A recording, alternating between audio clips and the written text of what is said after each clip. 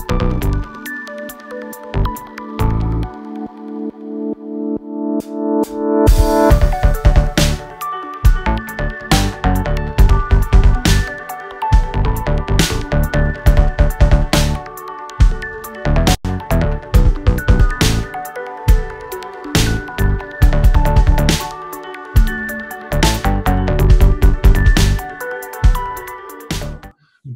morning, afternoon, wherever you might be in the country. Jason here, host of the BombCast. Super excited for this episode. We have Justin Stutz with us, VP of Strategic Growth, who knows the ins and outs of Facebook digital ad strategies. We're going to be getting into it today deep. So before I go any further, Justin, quickly introduce yourself. Tell us a little bit about who you are, and then we'll jump in.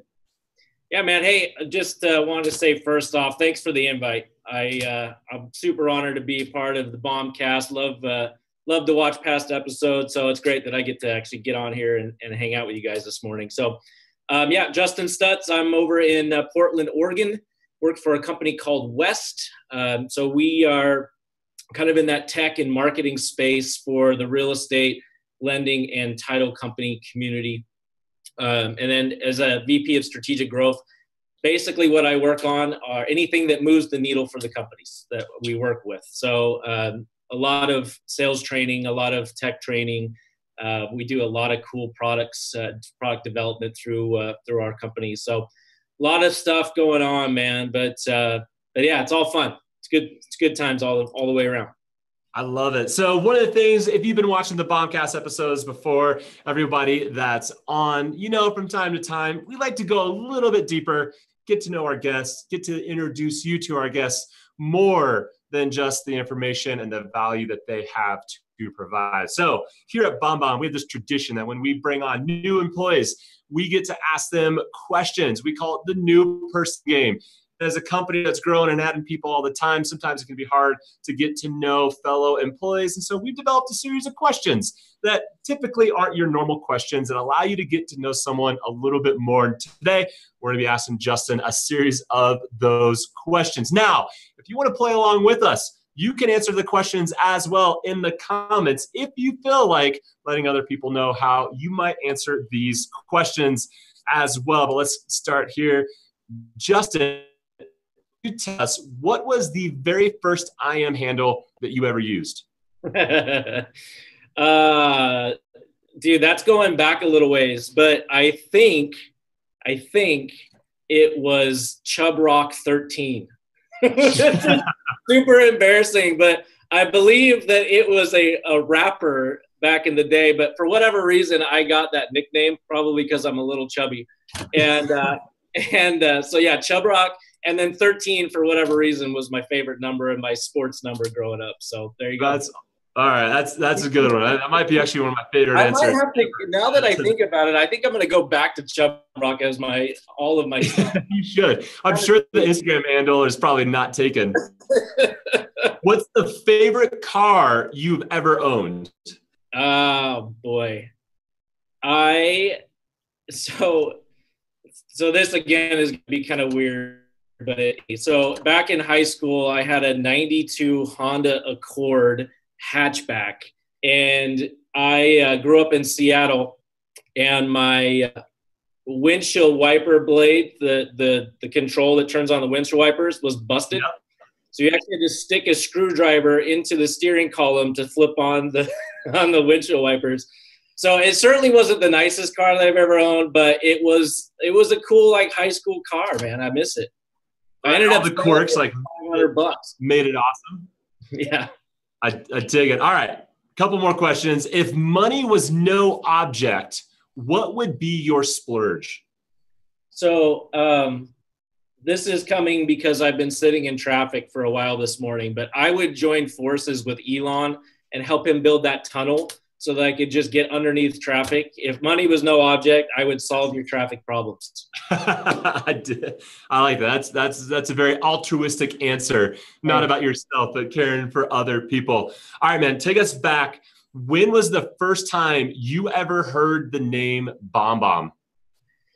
BombBomb. I think it was probably at an Inman Connect. I think it was probably San Francisco that I first heard BombBomb. But I'll tell you my first story about really interacting with BombBomb, which was getting to hear Steve Passanelli on stage. I actually got to share the stage with him in Orlando a few years back, and I honestly had a man crush on him after hearing him speak. I was like, man, he is so much better than I am, and yes. I loved it.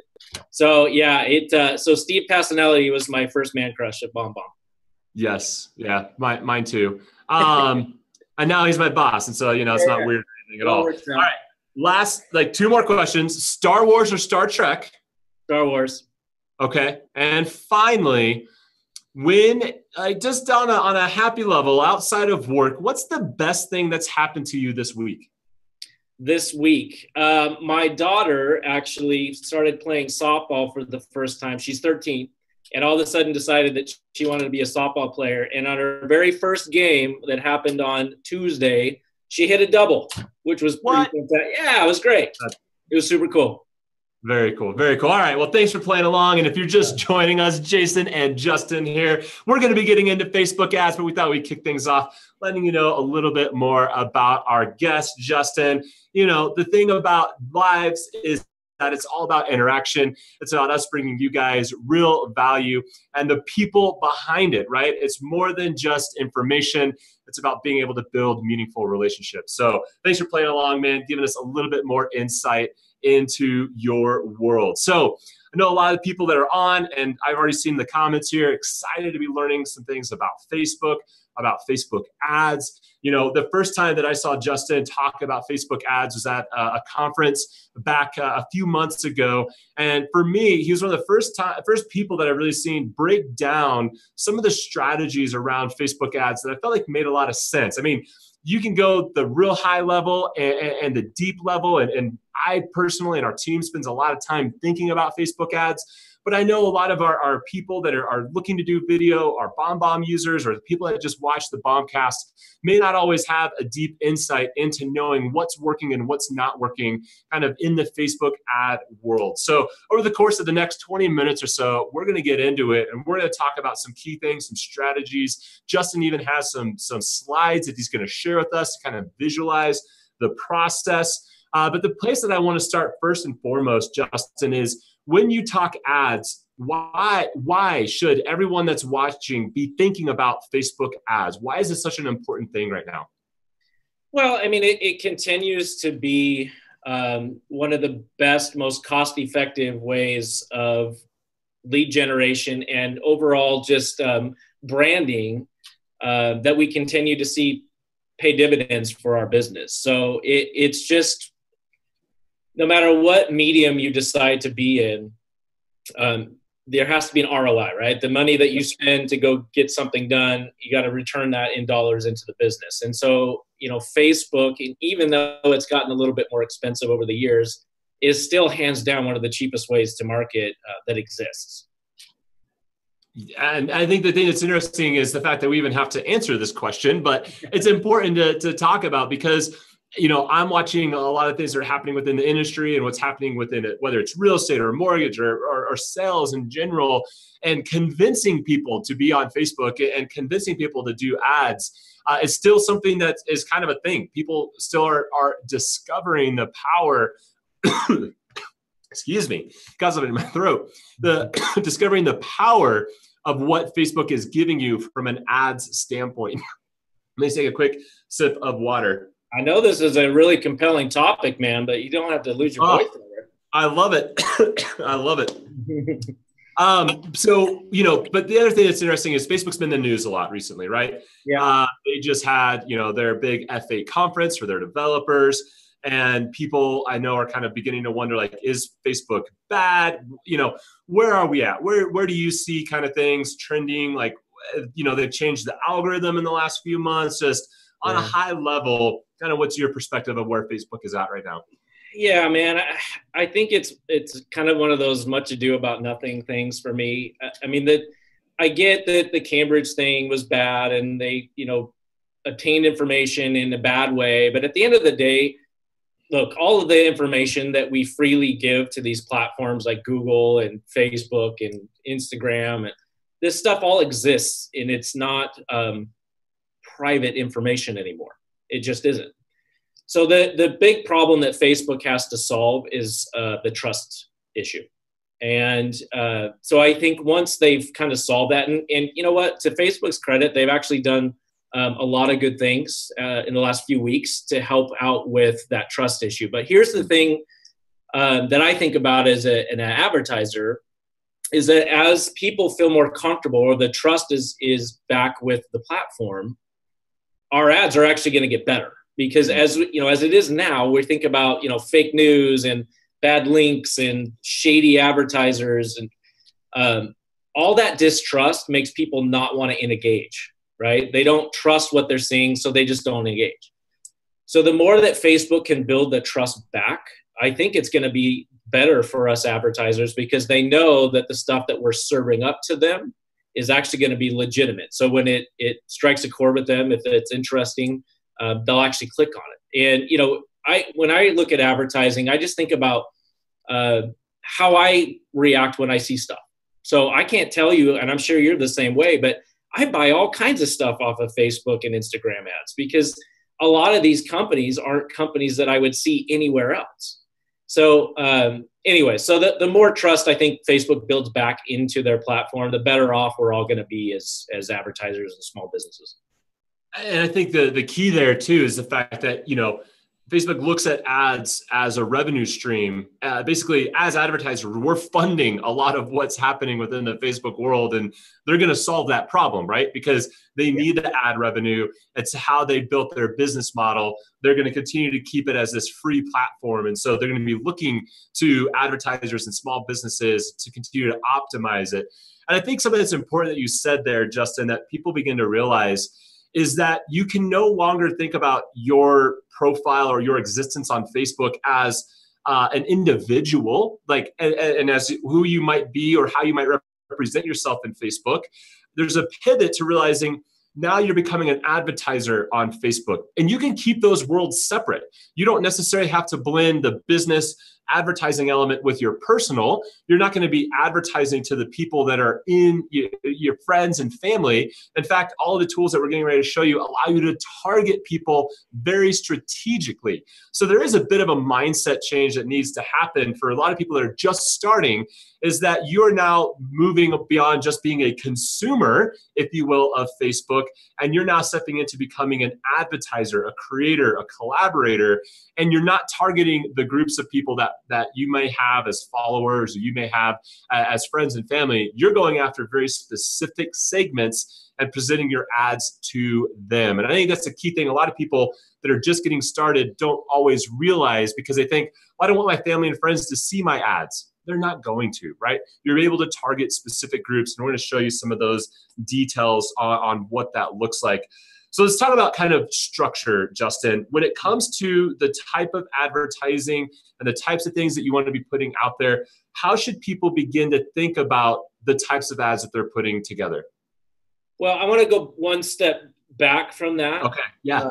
And talk about how you should think about advertising in the first place. So yeah. A lot of people start at the end, which is, I want to run a Facebook ad. And we forget about all the steps that should be at the beginning of that process. So in fact, I think I stole this from Ethan over at BombBomb a couple of years ago, and I trademarked it for myself. So, but it's this idea of audience, message, mechanism. And a lot of times as, marketers or, small business owners or whatever, we start with the mechanism, which is, I want to run a Facebook ad. And we completely forget about the audience and the message. So advertising is really as simple as finding the right people, giving them the right message at the right time. So we need to start with, who is it that I want to target? Am I trying to find buyers? Am I trying to find sellers? Am I trying to talk to past clients that, have already done business with me? So who is it that I'm actually talking to? What is it that I want to say to them? Because depending on which segment you are, those are completely different messages. And then we figure out where they are, right? So Facebook could be where they are, but maybe it's not where they are.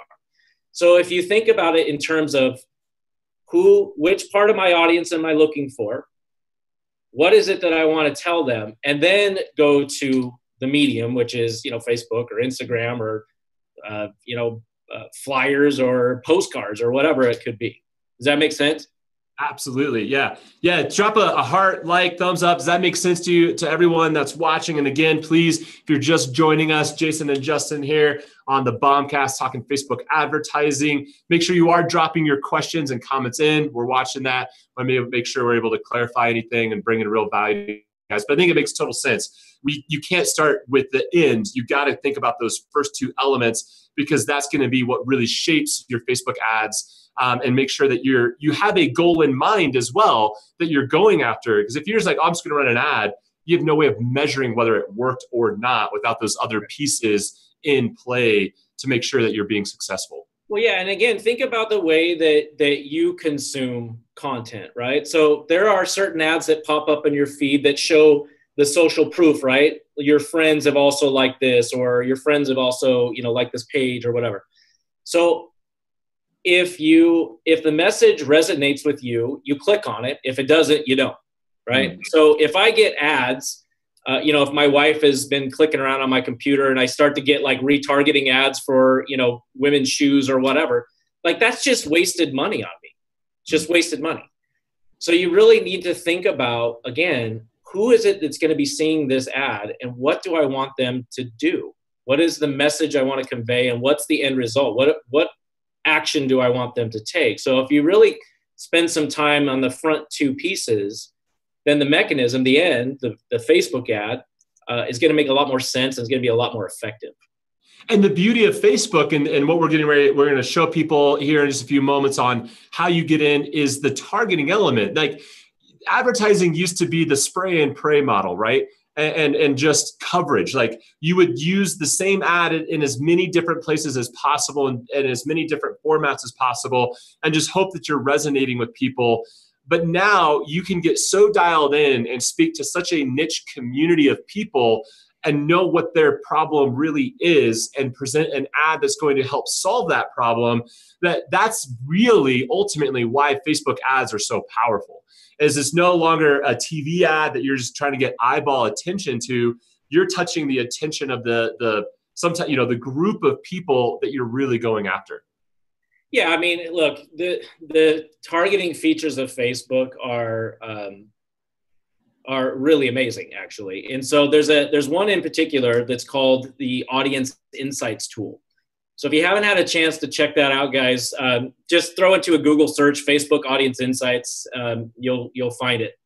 The other kind of tip I guess I have for you is that if you are not using Facebook's business account, business manager account, please do so. In Business Manager, you'll have everything you need to manage your Facebook pages, your advertising, your assets. It's all in one place. And again, if you don't have the account, just type into Google Facebook Business Manager. You can go through, you sign up with your Facebook account. It's really, really simple. But inside of that, if you're going to run ads, you need to be a business. So that's kind of the starting point, I think, for everyone is if you're not running ads and you want to, you got to be a business on Facebook to be able to do that. Yeah, 100%. Yeah, you have to have a Facebook business page in order to run ads in the first place. So within the Business Manager account is this Insights tool. And what Insights does is it allows you to select an audience. So I can see everybody in Portland, Oregon, if I wanted to, or everybody in Colorado, whatever I want to do.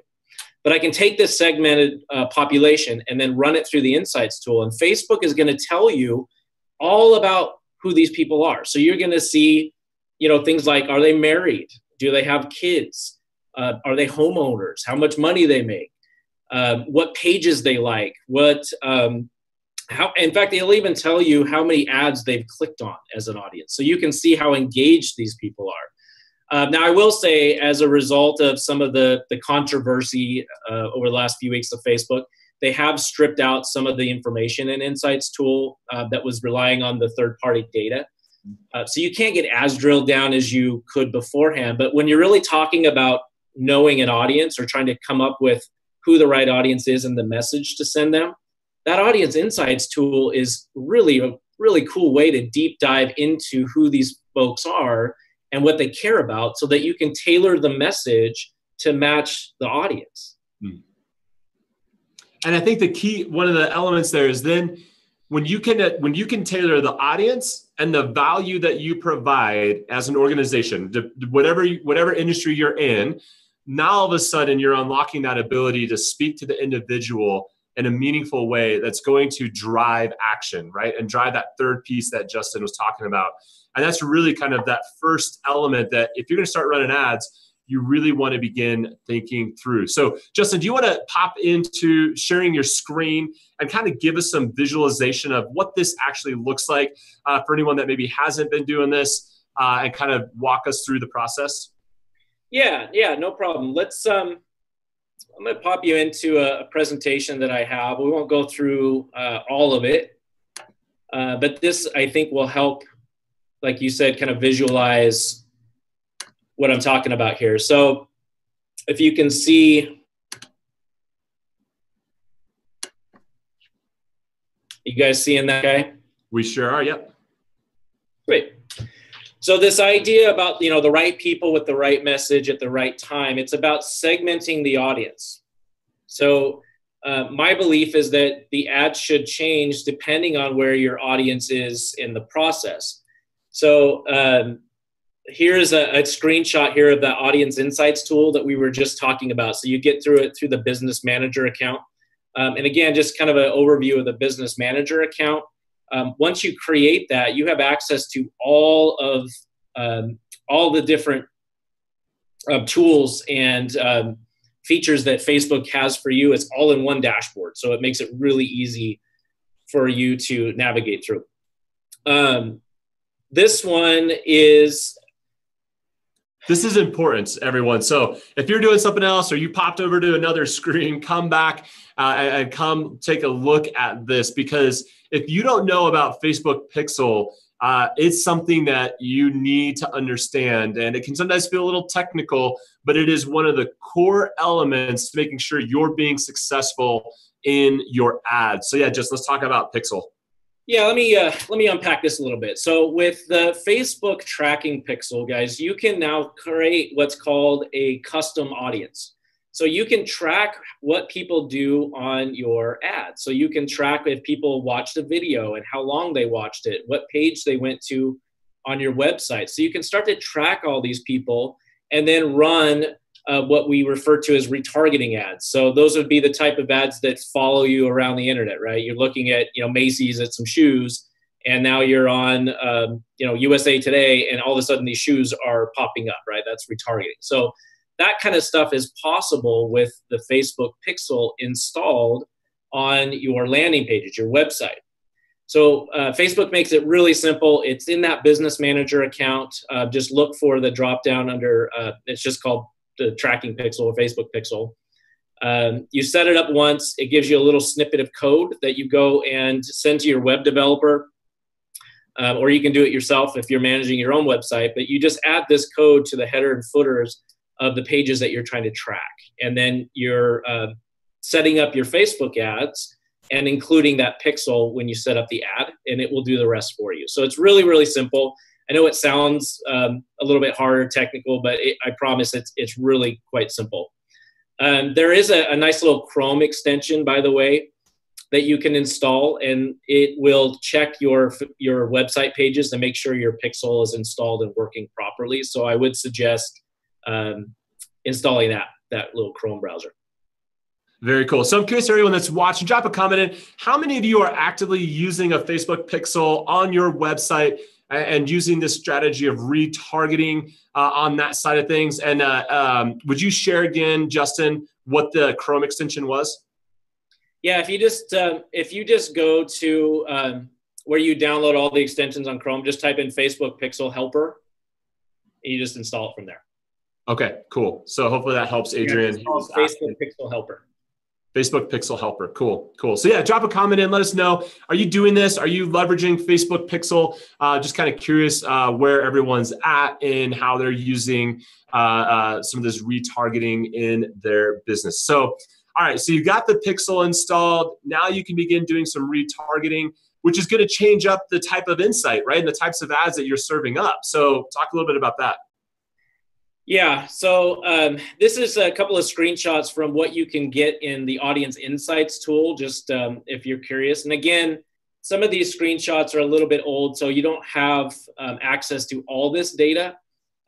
What they've switched to now, instead of you being able to tap into third-party providers of some of this data, now it's pulling from anything that the Facebook user has told to Facebook. So stuff in their profile, things that they, about them, all that kind of stuff. It's stuff that they have told Facebook that they're doing is what we're getting access to now. Mm-hmm. But I want to get through to this, which is about relevance. And this is really where, the first two parts of that equation, audience and message, really hit home, is that people want ads that are relevant to them.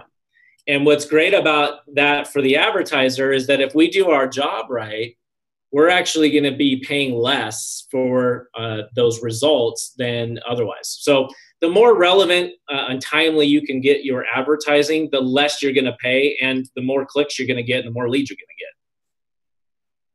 to get. So when you think about relevancy, I think the thing that's important here for everyone to remember is that your ads sometimes need to have some variance to them. So for the concept can be the same, but you want to think about it in making it relevant to the segments that you're communicating with. And again, not for things to feel so heavy and overwhelming. And I know, especially if you're, kind of a small business, or you're doing both sales and marketing and customer service, you're trying to do it all, it can feel a little bit heavy. So don't let that stop you and trying to get super niche. You got to start somewhere. And I think the key thing here is that timing and relevancy are the two elements that are going to make sure you're successful. So you don't want to pray, you don't want to do the spray and pray method. These are the two things that are going to get you dialed in. And so when you think about timing and what you have here, Justin, what's kind of the key things for people to be thinking about? Yeah, so this is a really simple slide I put together. It's not very sophisticated, but it illustrates the point that people are always going to be in different parts of the sales cycle, right? So you have the top of the funnel, which is people that don't know you. So you're going to run a different type of ad to those people. So those aren't going to be necessarily coming off of custom audiences. Those are going to be audiences that you're reaching out to that don't know you. They have no association with your brand or with what you can do as an agent. So those are going to be more of your branding type messages. Those are going to be more of your, what you can do for them type messages, some lead generation to get them into that funnel. And then you get to that middle part, which is people that have interacted. So this is where you get into creating those custom audiences, because if we have the Facebook pixel installed, we're going to be tracking those people from the top, right? So as they come into that middle, they've watched a video, they've clicked a link, they've got onto our website. You may have even got them in as a lead. And now we're trying to add value to them, right? We're trying to get them into a place where we've built some trust. They know the brand. They're not ready to necessarily buy yet, but they're in that investigative part of their discovery process. So those are going to be all about adding value to them, right? So we're going to give them top 10 of whatever. Here's a market report to check out. Here's access to my hot list of, properties. So it's all about adding value into those people and building that trust level up. And then you get them down to that third level, which is the people who are ready for action. So these are the ones that are interested in buying or selling a house. They're the ones with their hands up. So this is where you're going to serve up all of your open houses, your listings, your, just solds. All of that stuff is where we get into people who are ready for action, because we're trying to get them into our car, into a house, whatever. So what I love about this is, and again, for a lot of our people that are watching, this is, marketing 101. But what's interesting is how Facebook ads and digital media has sometimes for some really upturned the funnel, right? It's changed it. And what I love is that the funnel hasn't gone away. And I think sometimes you got to come back to the things that are the core elements of marketing. And I love that you said it's not sophisticated. And I think that's the point. Sometimes we think that it's so crazy right now and the landscape is so crazy with online advertising and digital media and paid media that it's more complex than it needs to be. And so what I love most about this slide is like, this is it, everyone. Like, as you're watching this, like, if you're not doing this and applying these fundamental things, you're not going to win. And so just do this and you're going to find success in your advertising. Yeah, I mean, it's funny to me as I go around and speak to different groups or do consulting. Everybody's always looking for that like magic tip or that silver bullet, and there's really not one. It's just about being consistent, having a healthy budget, and running through the basics of marketing as you were taught in college. So as long as you follow this general guideline and know who you're advertising to, and what the message is that you want to convey, you'll be successful. And I think, honestly, that being in marketing, and we're both in that space, and for everyone that's watching, you're probably marketing your own businesses. The hardest thing is knowing what you want to say in a compelling way. Like, I think that's where so many people can sometimes get stuck or not spend enough time really crafting their message in a way that's going to draw people in. And the thing we have to remember is in our context, especially with Facebook, the amount of time that people spend scrolling through their screen and stopping on a post on average is somewhere between 4 and 5 seconds. So you do not have a lot of time to engage with people, but 4 to 5 seconds is actually a lot of time. You can share something compelling that's going to draw someone in that amount of time, that's going to get them to draw and drive activity. And especially when you're retargeting them and you use consistency to do that, it's going to drive up those conversions, drive up those click-throughs. So one question, and we're coming here towards the bottom of the hour. So if you have questions, please get them in. Want to make sure that we can get them to Justin before we sign off here. One of the things I'm curious about, Justin, is how do you measure success? So we've done all these things. We're running our ads. What are some key things for people to be thinking about of knowing, is this working or not? Yeah, I mean, so this is one of those questions that I get quite a bit, which is, hey, nobody called my phone, and so I just wasted a bunch of money on Facebook, right? So that answer or that question is not easy to answer. The reality is that you get out of it what you want. So in other words, what are you looking for? Is this a branding campaign? Then I would measure a branding campaign by reach and by interactions, right? Did we get people excited about what the message was? If we're looking for lead generation, did we get people that were, did we lose me? Oh, I'm sorry. I just turned off your screen share so that we can see you again. Everyone wants to see your beautiful face. They're like, where is he? So in lead generation, what am I looking for there, right? So if I'm using lead ads, then I'm looking for people that are signing in. So it really depends on what you're trying to do. But I will promise you this, that if you're simply just looking for your phone to start ringing based off of a couple of ads, that's not the reality. So when I look at measuring the results of my ads, I look at a couple of key indicators, which is my relevancy score. So how relevant was my ad to the audience? Because that will dictate how much I pay, right? Which is the next thing I look at is how much money am I actually paying for these ads? Because I know, a good, video ad or something like that should be, down in a couple of cents a video view for me. If we're doing lead generation, I know that, on a good campaign, we can still pay as little as, $1.25 per lead that comes in. So I can adjust my ad based on where I know these metrics are. So I would just say as some advice is don't get frustrated. If you have some really expensive ads or you're not getting a lot of engagement, think about changing up, the message a little bit, change up the images a little bit.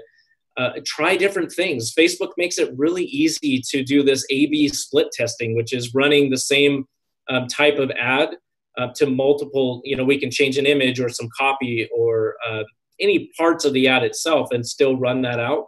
And Facebook will tell you which one is the most successful. You just turn off the ones that aren't. So they make it really easy to kind of work through that. I think the thing too is give yourself time. Like don't wait till you are feeling the pressure of needing business activity. Like give yourself the time to build some successful ads. And I like to think about bucketing your ad spend into a couple categories. One is just the brand awareness, right? You got to spend some money just for people to understand who you are as a brand. And so there's some of it that's just about brand awareness.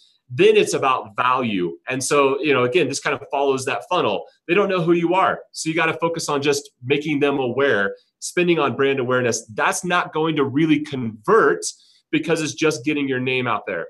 And then you got to pay for the value, right? So you got to get the value out in front of them. And that's where you start seeing click-throughs and you start seeing engagement and them really engaging with your value. And then you monetize. And that's how you really figure out your spend and your cost of acquisition of customers and all those important types of things. But it's about awareness, it's about value, and then it's about monetization. If you come out of the gate just thinking about monetization, you're gonna fail and you're gonna get frustrated. And so I think those two things, those funnels, they don't know who you are, you're providing value, and then you're getting them the right information. Those two things together are gonna be your keys to success. And it is really that simple. Everything else is just nuance, right? It's getting into the nuance, it's getting into the split testing. And so give yourself some time, give yourself a little bit of freedom to try things. Don't throw $1,000 at an ad. Throw $50 at an ad. Give yourself the ability to take your marketing dollars and then put it into something that you can begin doing some testing with. And don't dump it all in and just expect like the money to start printing out on the other end. Yeah, I think your best bet, man, is you do some A/B split testing. Have a little bit of a budget behind that, and then you've got to wait 48 hours. That's just it. So after 48 hours, you're going to see which ad is performing well. Just turn off the ones that aren't, and then move on. So it really isn't a game of perfect. It really isn't. I've run some real stinkers of ads in my past, and I've just learned along the way what generally works and what generally doesn't. I'm also fortunate that I have a team across the country that does this at a really high level. So I'm able to leverage what they're doing in different parts of the country to kind of formulate what we do here in Portland, which is pretty cool. So, as we kind of wrap up, I don't know how many other questions you have, but I was talking to one of my guys actually out in Las Vegas this morning, as it happens. And he was telling me about a couple of campaigns I thought I'd just share with the group. If anybody wanted to try it, I thought it was pretty good. So he...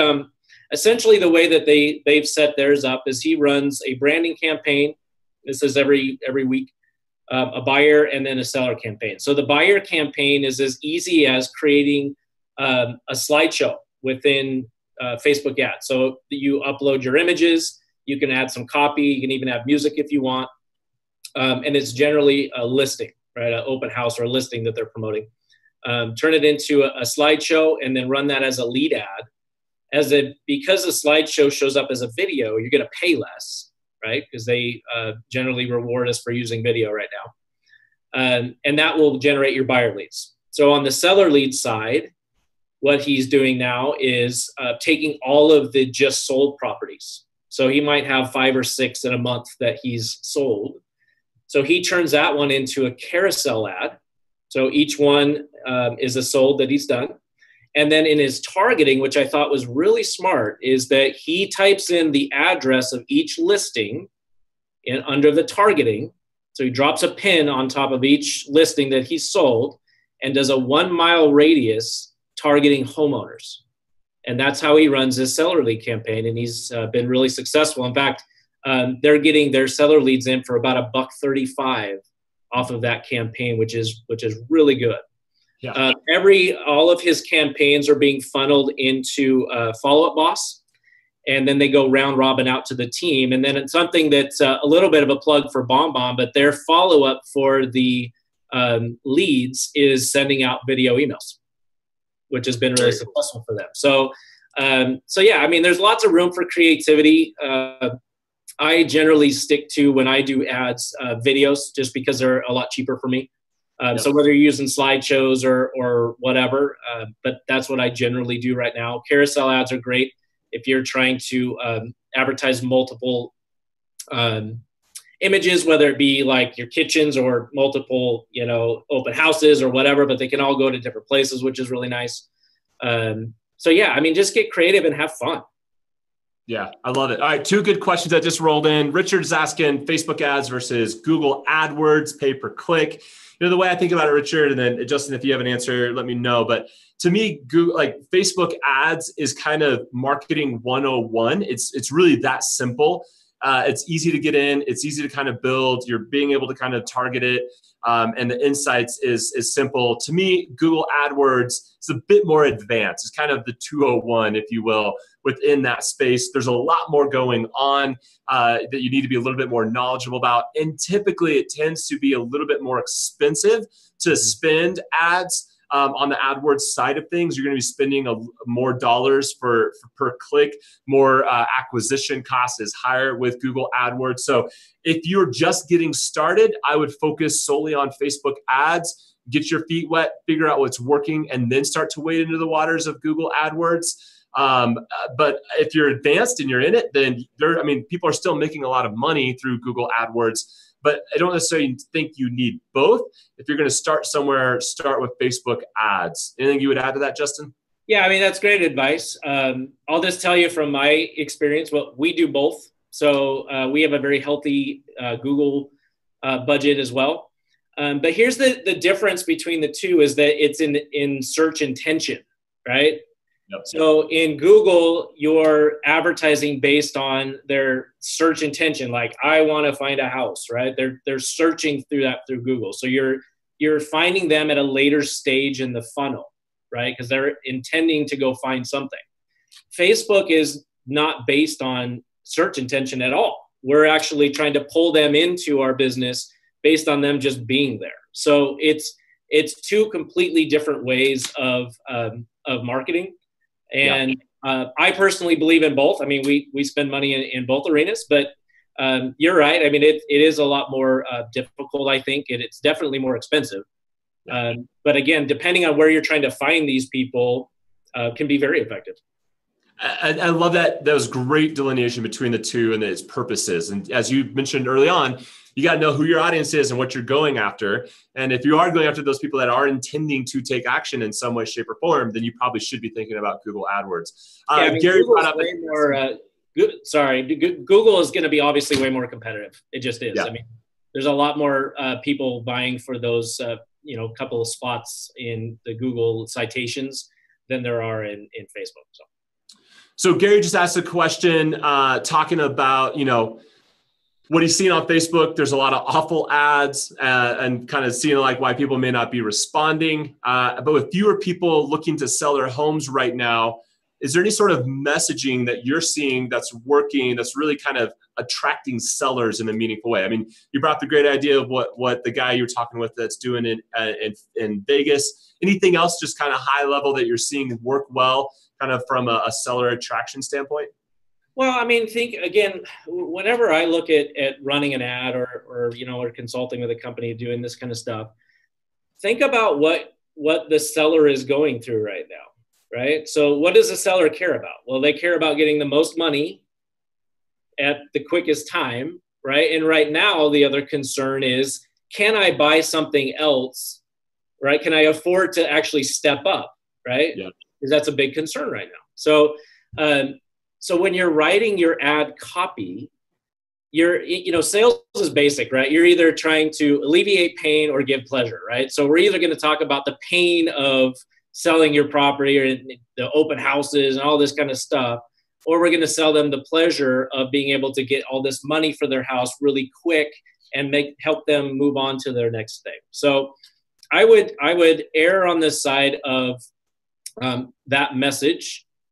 I like the idea of showing the social proof, if you will, of all of the homes that you've been selling, with the idea of, hey, if you are ready to move on to your next or move down or whatever, I can get it done for you quickly and for the most money. I mean, there's not a whole lot of magic there. It's the same type of message. We used to run, what's your home worth ads all the time. Those are kind of played out right now. But I think the idea of, right now you can get this amount of money really quick is what's going to be most compelling to the seller. Yep. And I think also alleviating that pain of, okay, cool, I'm gonna sell my house quick because average time on market is 4 days. But what about buying my next house, right? I think that's a lot of an interesting pain, and how you might approach that or talk to that is something that's interesting. And also, I think, Gary, the other piece is making sure that you're continually leading with the value of what you do to care for your clients. You don't forget, sellers are when they begin thinking about listing a property, they can sometimes be 2, 3, 4 months out of the process. So your ads are sometimes just about that pure brand awareness of, we're the best, we do all this amazing stuff for you. And that might be a way that you begin attracting those sellers beyond the hard ask of saying, are you ready to sell your home? Far too often I see agents solely focus on the motivated seller versus sometimes that groundwork that you need to lay of finding those people that are maybe thinking about selling, and then helping being there when they are ready to sell. And ads can be a key way to kind of stay in front of those people. We're going to ask one more question, and then we're going to sign off because I've already taken 15 minutes extra of Justin's time. But Gordon is asking, video, Facebook ads, and images that they first see to gain engagement. So I think you're talking thumbnails. What are you seeing that's working best? Is it just a picture of you? Is it a text overlay? When it comes to thumbnails, is there anything that you're seeing convert better? So you got to think about what platform they're seeing it in, whether it's going to be Instagram or whether it's going to be Facebook. What's funny is that my highest converting image ever was a dog sitting on a welcome mat. Isn't that funny? It was doesn't surprise me. People love dogs. I mean, pets, kids. Yes. Yeah. So generally, if it's going to be a person speaking, I like to take a still shot of them in the act of speaking, if that makes sense. So I try not to find like a weird starting face, but I want people to be able to see that they're going to be seeing somebody deliver a message. So I generally start with that. If you're promoting a listing and doing a slideshow or something like that, you're just going to want your best, brightest picture up front. So whether, it's an awesome kitchen, start with that. Whatever your best photo is that's really going to capture that attention, that's the starting screen. It all depends on the type of ad. So it's hard to say, but yeah, I mean, dogs are always better converting. The other thing I'll add, Gordon, that we're seeing kind of, you may see our ads that we're doing, right? We're playing in this world as BombBomb, and we're starting to do more text overlay and really big, bright font that's like coming over the person that's on the video. So even for the BombCast, we ran an ad and it started off saying Facebook ads is kind of our key thing to draw people in. We're seeing that kind of stuff work well. The other thing we see is movement. So anytime you're walking in a video, we're seeing better engagement. The thing to remember as well on Facebook is your videos will often auto play, and they will auto play without the sound on. So when you're looking at your analytics, you're going to see that they're instantly going to start, and then they're not going to be listening. So text overlay of every video ad that you do is an absolute must, because it's this weird thing. We're now reading our videos on Facebook. We're not listening to them, we're reading them. So you got to have those text overlays. Facebook makes it super easy. The last thing I want to say before we sign off is Facebook has made some incredible resources available through a thing called Facebook Blueprint. Just search it, Facebook Blueprint. They literally will educate you to the point where you're taking quizzes and tests on how to effectively run ads. Leverage that. It's free. Like I said earlier, they want your money, right? They want advertising dollars. And so they're going to make it easy, and they're going to educate you through tools like Facebook Blueprint. Spend a little bit of time in it.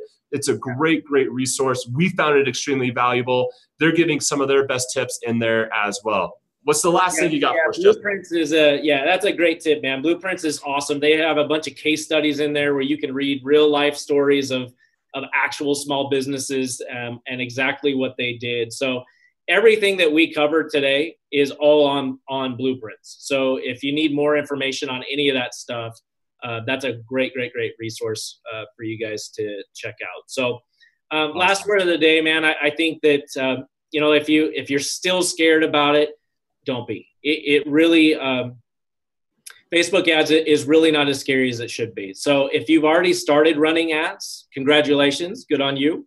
I would look at doing that next level, which is let's get the Facebook pixel installed. Let's start using some of the tools that Facebook has available to you, which is audience insights and some of these types of things, to go that extra mile. And then just start at the beginning, guys. Audience, message, and then mechanism. So if you do that, get the timing right, you'll be just fine. Awesome. So appreciate your time, man. Such a valuable 50 minutes. Hopefully everybody watching found an incredible value in this as well. As you use this as a resource, whether you're joining us live or you're watching this later, thank you for your time and attention being part of the BombCast. We're excited next week. We've got Veronica with us where we're going to be talking about some key selling strategies. So you're going to make sure that you join us next Thursday. Same time, same place. Thank you again, Justin, for your time. Super valuable information. Thank you, everybody that's been watching and joining us. We'll see you guys on the next BombCast. See ya.